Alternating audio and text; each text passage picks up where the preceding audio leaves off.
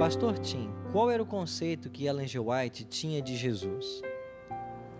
Para termos uma ideia do que Ellen White cria a respeito de Jesus Cristo, que é o personagem central dos seus escritos, basta ler o livro Desejado de Todas as Nações e nós temos uma ideia. Essa obra foi avaliada por um dos bibliotecários da Biblioteca do Congresso nos Estados Unidos como a melhor biografia já escrita sobre Cristo nos últimos 300 anos. Mas ali nós temos uma ideia clara de Cristo ali. Você vai ver também que os frutos que ela produziu do seu ministério foram muito importantes, foram muito positivos. E o crescimento da Igreja Adventista e a expansão ao redor do mundo é, em grande parte, o resultado do compromisso com a Bíblia e também com essa manifestação moderna do Espírito de Profecia. Você vai ver que os conselhos de educação dela são tremendamente atuais. O sobre a obra médica também. E outros aspectos mais. Eu creio que na somatória nós temos plenas evidências de que o dom profético dela foi verdadeiro. Pastor, eu posso ser salvo sem crer em Ellen G. White? Eu creio que uma pessoa pode ser salva sem crer em Ellen White. E muitos o serão. Mas um ponto-chave nessa questão não é crer ou não crer em Ellen White. A pergunta seria: posso eu conscientemente rejeitar um mensageiro que Deus envia para a minha vida e mesmo assim ser salvo? Eu creio que quando o Espírito Santo manda alguém para nossa salvação, para nos admoestar e nos ajudar, e nós conscientemente rejeitamos, a situação é um pouco difícil. Em Lucas capítulo 10, verso 16 é dito: quem vos der ouvidos, ouve-me a mim. E quem vos rejeitar, a mim me rejeita. Quem, porém, me rejeitar, rejeita aquele que me enviou. Então, o ponto crucial não é tanto aceitar ou não Ellen White, mas é a pergunta: foi Ellen White uma profetisa verdadeira ou falsa? Se ela foi falsa, eu devo rejeitá-la. Agora, se ela for verdadeira e eu conscientemente opto por não aceitá-la, eu estou num caminho perigoso. Esse é o ponto crucial. Quem não compreendeu que Ellen White é uma profetisa verdadeira, pode estar escusado, certamente estará. Mas quem teve a oportunidade de compreender e mesmo assim rejeitou, estaria em última instância rejeitando ao Espírito Santo que a colocou no nosso caminho para a nossa salvação. Nós temos várias pessoas que criticam o ministério de Ellen G. White. Inclusive, alguns livros são escritos combatendo Ellen G. White. E uma das acusações que fazem a ela é que ela plagiou certos autores. Como o senhor responderia essa questão de plágio, a acusação de plágio feita a Ellen G. White? Se nós avaliarmos os escritos de Ellen White à luz das leis e direitos autorais de hoje, ela certamente estaria em dificuldade. Mas nós devemos avaliá-la à luz das leis e dos costumes da época em que ela viveu. E com certeza essas leis não eram tão rígidas como são hoje. É interessante que na Bíblia nós temos uma semelhança muito grande entre os livros de Reis e de Crônicas. A pergunta é: quem copiou de quem? Se você pegar os 3 primeiros evangelhos, Mateus, Marcos e Lucas, você vai ver outras grandes porções sendo repetidas num, no outro e no outro, e sem indicação no caso de fonte.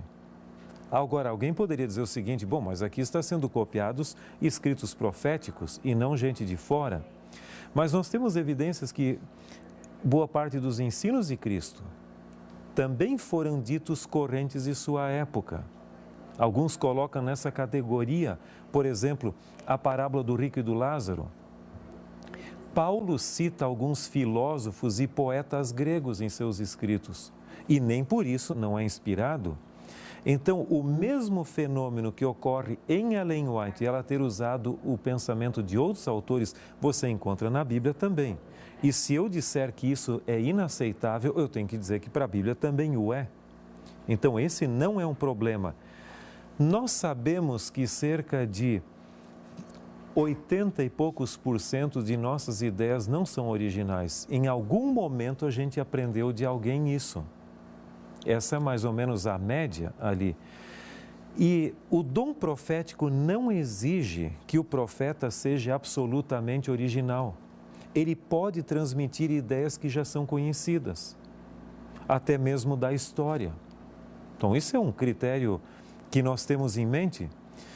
Agora, um ponto importante é certo que essas perguntas são levantadas, elas são pertinentes, mas eu creio que muitas pessoas se perdem muito com a tecnicalidade das coisas, ou seja, a forma, e esquecem o conteúdo.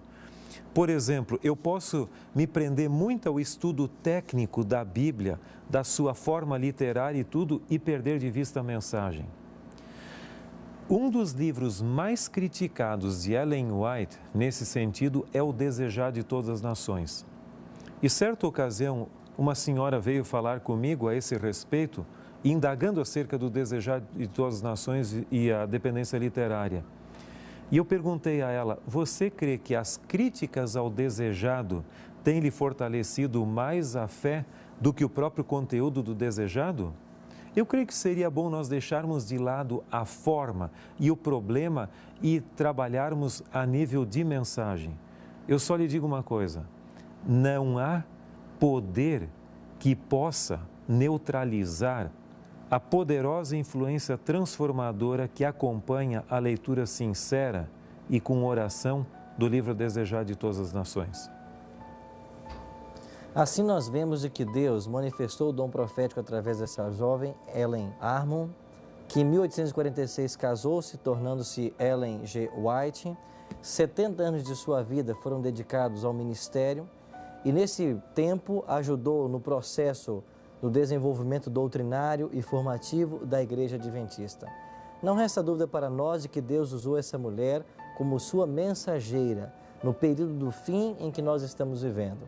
Por isso, nós devemos buscar, estudar os escritos que ela nos deixou, que é uma luz menor que nos conduz à luz maior, que são conselhos que nos ajudarão a nos preparar melhor para a volta de Jesus. Não quer fazer de você, dos escritos de Ellen G. White, um guia seguro para a sua vida? A minha decisão de hoje é a seguinte: desejo seguir os conselhos de Deus através do ministério profético de Ellen G. White, sabendo que seus escritos são uma luz menor que nos conduz à luz maior, que é a Bíblia Sagrada. Se esta é a sua decisão, ore comigo. Nosso grandioso Deus e Pai que habita nos altos céus, obrigado por esses conselhos maravilhosos deixados por Ellen G. White para todos nós. Que nós possamos buscar o poder dos altos céus para obedecermos a essas orientações e que vivamos à altura da fé que nós professamos. Dai-nos a Tua paz ao nosso coração. Te oramos em nome de Jesus. Amém. Todos nós conhecemos Ellen G. White como profetisa, como mensageira do Senhor, mas poucos de nós conhecem Ellen G. White mulher, esposa, mãe. Esse precisamente será o nosso próximo tema.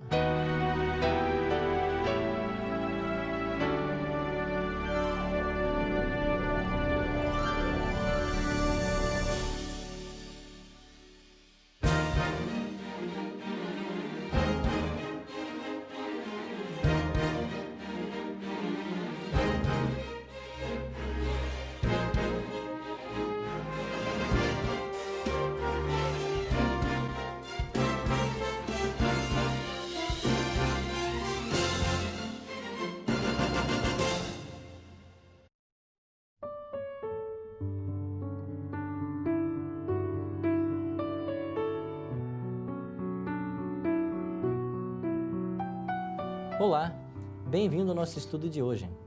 Ellen Armour casou-se com o pastor Tiago White no dia 30 de agosto de 1846. Deste matrimônio nasceram 4 filhos. Todos nós conhecemos Ellen G. White como profetisa, mensageira, escritora, educadora, oradora, mas poucos de nós conhecemos Ellen G. White como esposa, como mãe. O tema que hoje nós iremos estudar, Ellen G. White, mulher.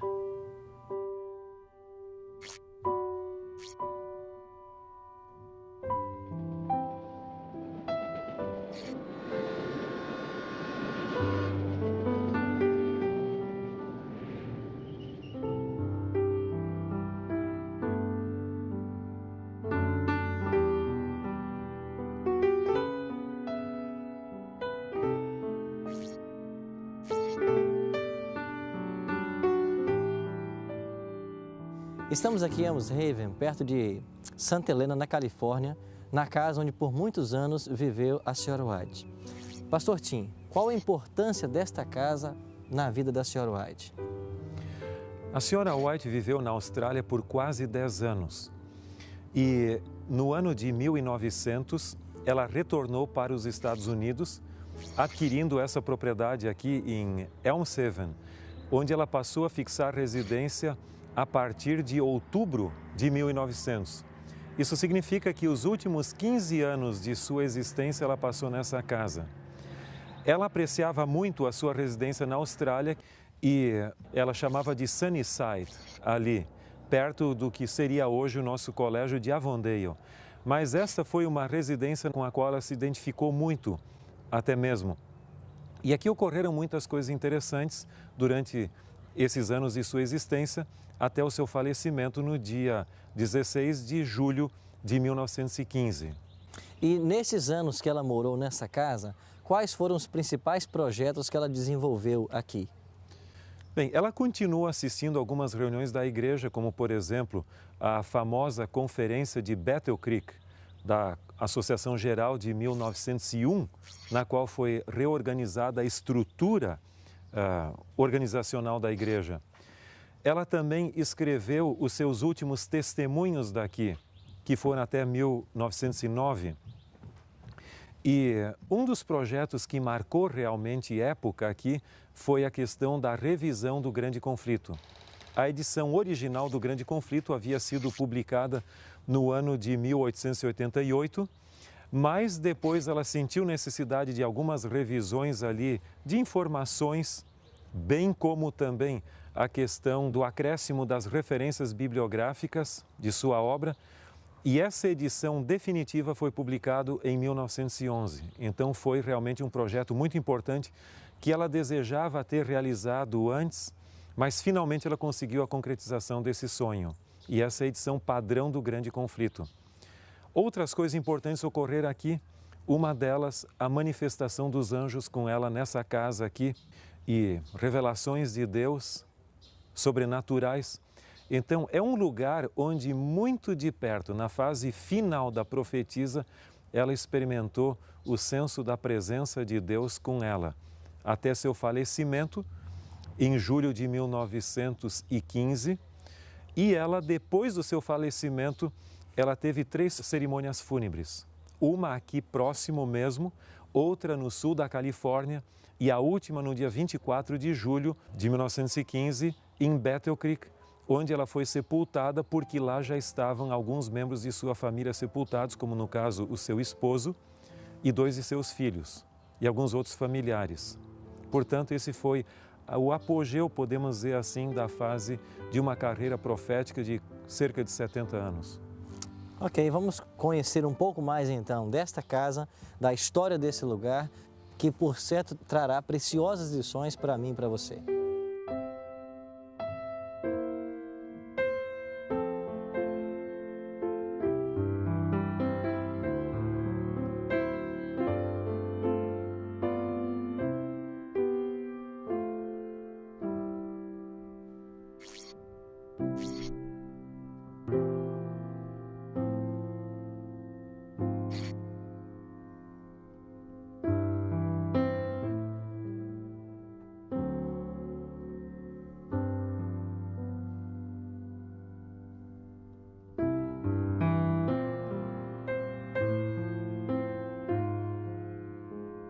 Nesse edifício do Hospital Adventista de Santa Helena estava localizado o antigo prédio do Sanatório Adventista de Santa Helena. E havia um costume, nos tempos em que a senhora White ainda vivia, de médicos, enfermeiras e familiares, incluindo crianças, olharem para o vale na direção da casa da senhora White na parte da noite. E quando havia uma luz sobrenatural no quarto de dormir da senhora White, eles costumavam comentar que o anjo assistente estava com ela. No dia seguinte, algumas dessas crianças procuravam os filhos dos funcionários daquela propriedade da senhora White ali e perguntavam o que havia acontecido com a luz sobrenatural. E eles respondiam de uma maneira bem natural. É simples, o anjo assistente estava com a senhora White, como de costume. E isso é uma evidência de quão perto os anjos celestiais estavam com o ministério da senhora White e suas atividades.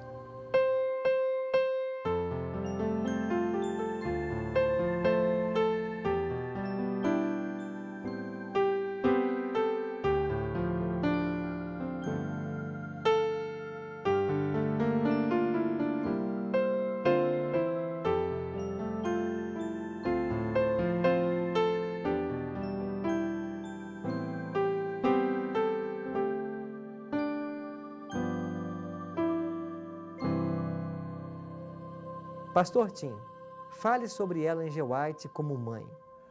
Essa é uma grande luta que ela teve e não é muito fácil de nós entendermos, porque ela chegou a um ponto na sua vida em que ela deu orientações sobre como educar os filhos e nem tudo aquilo que ela mesma havia colocado ela pôde colocar em prática.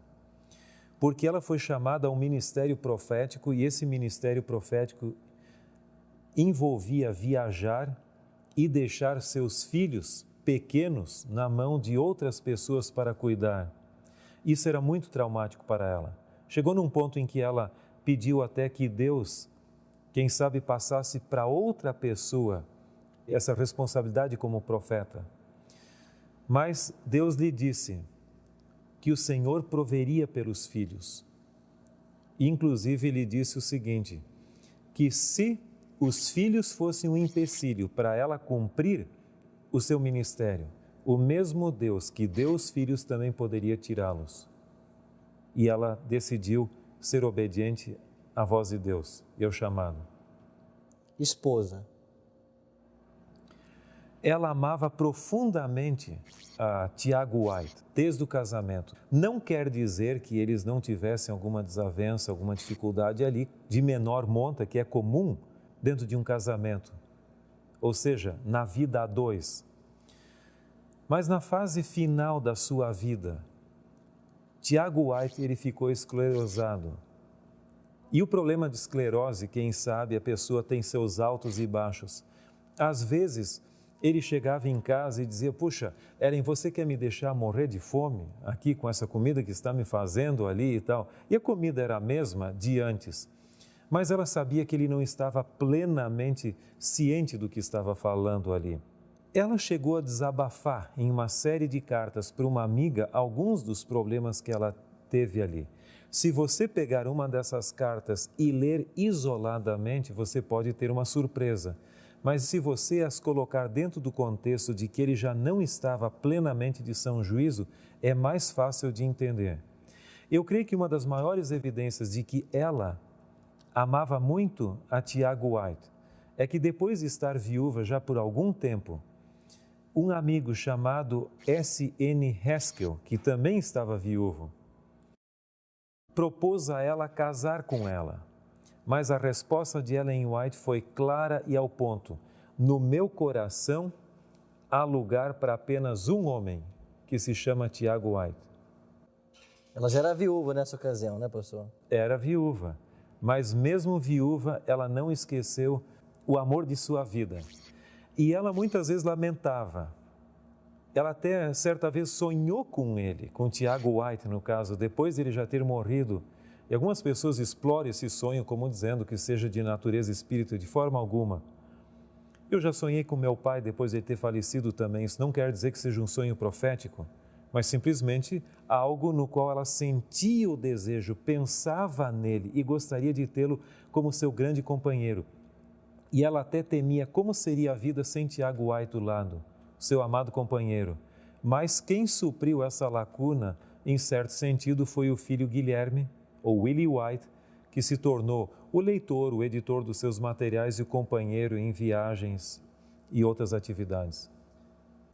Eles se casaram em agosto, pastor, de 1846. Foi 30 de agosto de 1846.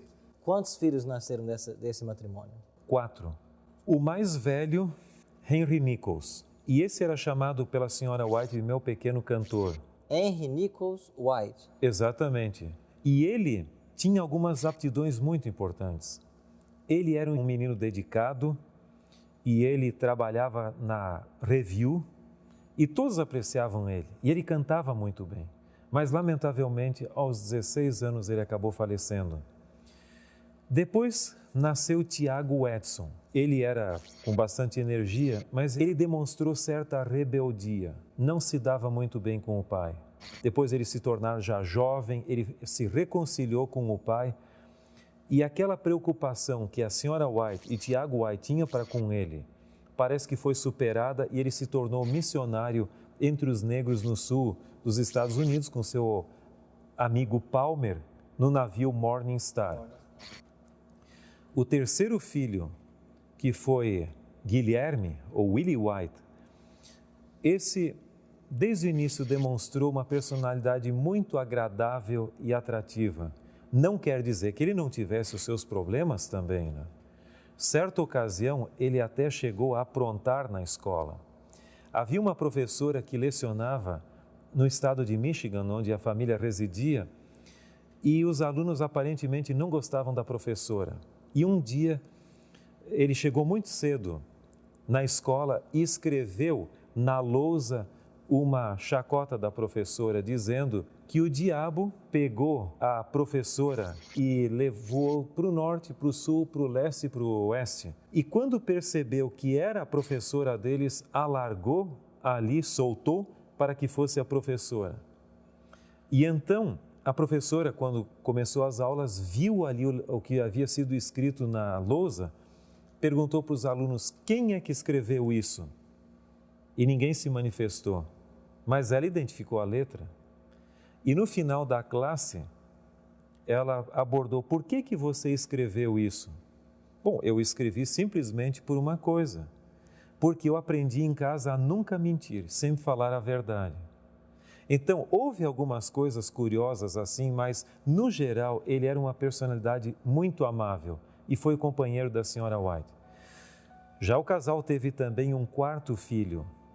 E esse quarto filho, John Herbert, ele acabou falecendo com cerca de 3 meses de idade. Então, remanescentes foram apenas 2, Tiago Edson e Guilherme. E toda a descendência da senhora White é por Guilherme, porque Tiago Edson não teve filhos. Não resta dúvida para nós de que Deus usou essa mulher como sua mensageira no período do fim em que nós estamos vivendo. Por isso, nós devemos buscar e estudar os escritos que ela nos deixou, que é uma luz menor que nos conduz à luz maior, que são conselhos que nos ajudarão a nos preparar melhor para a volta de Jesus. Não quer fazer você dos escritos de Ellen G. White um guia seguro para a sua vida? A minha decisão de hoje é que, conhecendo melhor a profetisa de Deus, vejo como Deus pode usar pessoas simples e comuns para uma obra extraordinária. E assim, desejo me colocar nas mãos de Deus para também ser por Ele usado. Se você deseja tomar esta decisão, ore comigo agora. Nosso grandioso Deus e amado Pai que habita nos altos céus, obrigado porque, a despeito de nossas fraquezas, o Senhor deseja nos usar na obra da pregação do Evangelho. Que nós possamos estar disponíveis à atuação do Teu Espírito, para que possamos ser usados em nossa casa, em nossa escola, em nosso ambiente de trabalho, aonde quer que estejamos, que nós sejamos usados pelo Senhor para fazer a Tua obra. Abençoe a cada amigo que está nos assistindo nesta hora, que Teu Espírito toque em nosso coração e nos leve para aquela atmosfera celestial que nos prepara para os céus. Te oramos em nome de Jesus. Amém. A grande maioria dos membros da Igreja Adventista não tem dificuldade em aceitar os escritos de Ellen G. White como sendo inspirados. O problema que hoje nós enfrentamos reside em como interpretar corretamente aquilo que ela escreveu. Por isso, em nosso próximo tema, iremos aprender sobre como interpretar os escritos de Ellen G. White.